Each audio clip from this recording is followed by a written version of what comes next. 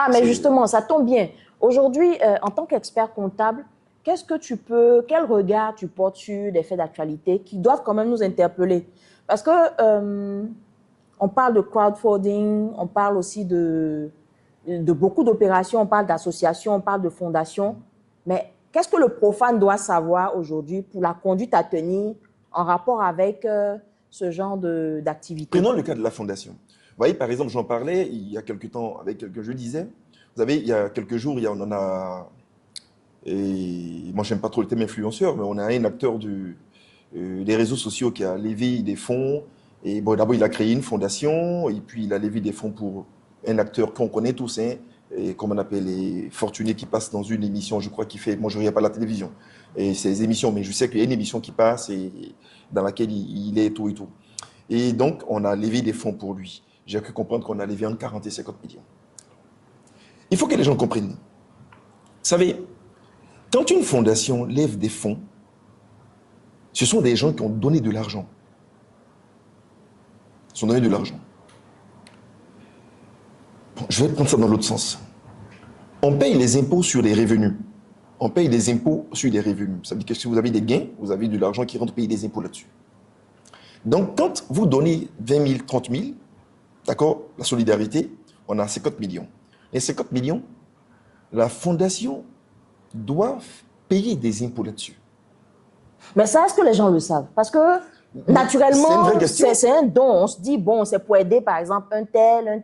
C'est une vraie question. Il y a des appels qui sont faits dans des réseaux sociaux, mais les gens n'ont pas forcément le réflexe donc, qu'est-ce qu'ils doivent... C'est pourquoi il faut avoir accès à un expert comptable.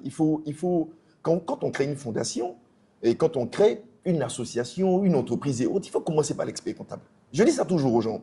L'expert comptable, c'est celui qui est à la naissance et à la mort. Parce que la mort, c'est notre avenir depuis certain. Hein? Même si on ne sait pas qu'on va devenir riche. C'est ça.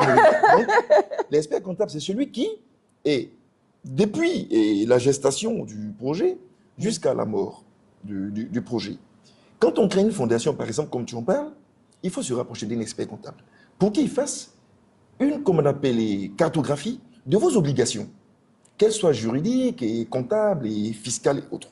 Pour que vous sachiez, dans une opération donnée, quelles sont vos contraintes. Exactement. Je prends cet exemple. On récolte, je sais pas, c'est 40, 50 millions. 50 millions. Alors, vous avez deux grands types de fondations. Vous avez celles qui sont reconnues d'utilité publique. Oui.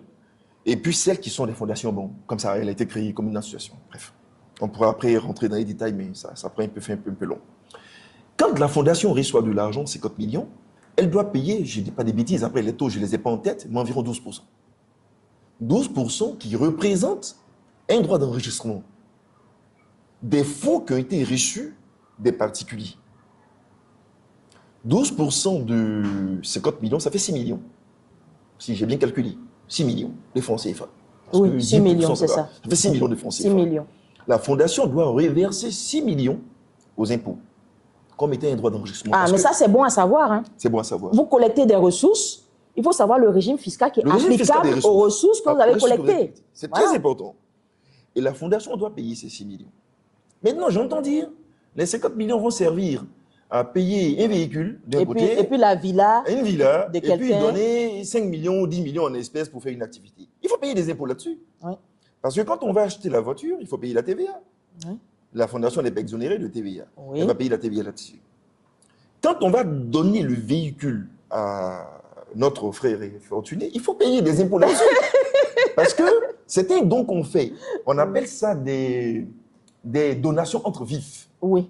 Non parenté. Parce que je présuppose que le monsieur en question de la fondation n'a pas de lien de parenté avec notre comédien. Ça, on ne sait pas. Mais on ne prend pas du principe que non. On est gentil, on veut donner. C'est la fondation qui fait un don à un acteur. S'il donne, sur ce don-là, il y a un droit à payer. Il y a une mutation qui se fait, il y a un droit à payer. Après, quand on va aller acheter un terrain ou une maison, il y a des frais à payer. Quand on va donner la maison à l'acteur, c'est un don entre... Parce que là, il y a un transfert de propriété. Il y a un transfert de propriété. Et donc, forcément, il y a la fiscalité. Il y a la fiscalité. Vous transférez la propriété de la fondation à un tiers. À un tiers. Un bénéficiaire. Un bénéficiaire. Il faut payer des impôts là-dessus. Oui. Quand on va décider de donner les 5 ou 10 millions à son épouse ou à lui-même pour faire Pour une faire activité, une affaire, il faut encore payer les impôts là-dessus. déjà même, il faut déclarer, non seulement, et puis il faut déclarer l'activité. voilà. Et puis il faut réfléchir. Donc, vous voyez, dans tout le processus, l'expert comptable Il valide est partout. valide chaque processus. Donc, je dis, faites attention. Même la création de l'idée, au niveau de l'idée, est-ce que l'idée est bancable? Parce qu'on a Si les on 5 parle de millions. l'entreprise, oui. Non, Voilà. l'idée du projet, les 5 L'idée millions, du oui. projet, là, les 5 millions qu'on va affecter au projet, on doit savoir, est-ce qu'on ne va pas Le jeter projet de il est l'argent là? tenable, est-ce Est-ce que le qu'il va projet il vraiment est créer de la viable? valeur, tout Donc, c'est il faut pour dire, regarder même ça. avant même de créer une entreprise, il faut parler du projet, des idées qu'on a déjà à l'expert Ah, l'expert comptable, comptable, il va pour qu'il vous puisse orienter. avoir, vous donner un prévisionnel. Bien sûr, bien sûr.